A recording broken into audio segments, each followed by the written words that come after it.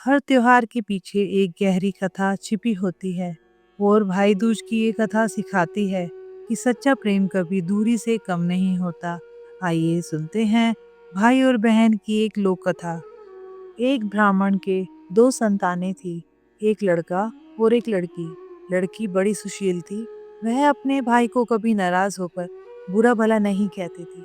भाई अपनी बहन से मिलने उसकी ससुराल गया तो वह चरखा कात रही थी। तभी बहन का सूत का तार टूट गया। वह भाई के आने का पता नहीं लगा पाई। वह तार बार बार जोड़ रही थी पर वह जुड़ा नहीं और पीछे मुड़कर देखा तो भाई खड़ा था। वह भाई से गले मिलकर अपने भाई के आदर सत्कार के लिए पड़ोसन से पूछने गई।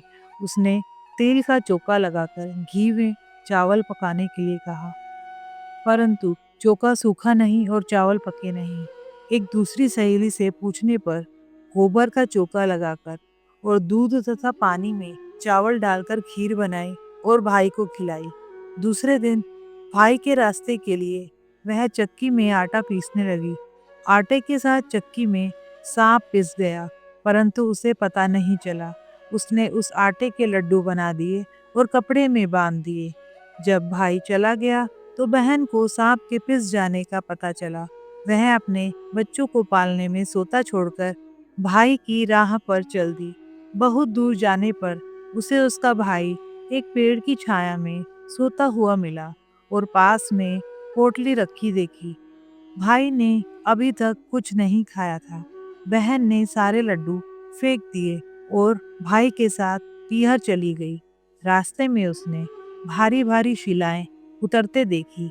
एक राहगीर से जब उसने शिलाओं के बारे में पूछा तो उसने बताया, जो बहन अपने भाई से कभी नाराज ना होती हो, उसके भाई की शादी की समय ये उसकी छाती पर रखी जाएंगी। थोड़ी दूर जाने पर उसे नाग तथा नागिन मिले। नाग बोला, जिसकी छाती पर ये शिलाएं रखी जाएंगी उसे हम खा लेंगे। उपाय पूछने पर नागिन ने बताया, भाई के सब काम बहन करे तथा भाई और भाभी को कोसकर गालियां दे, तभी भाई बच सकेगा। वहीं से वह भाई को कोसने लगी और गालियां देती देती पीहर चली गई।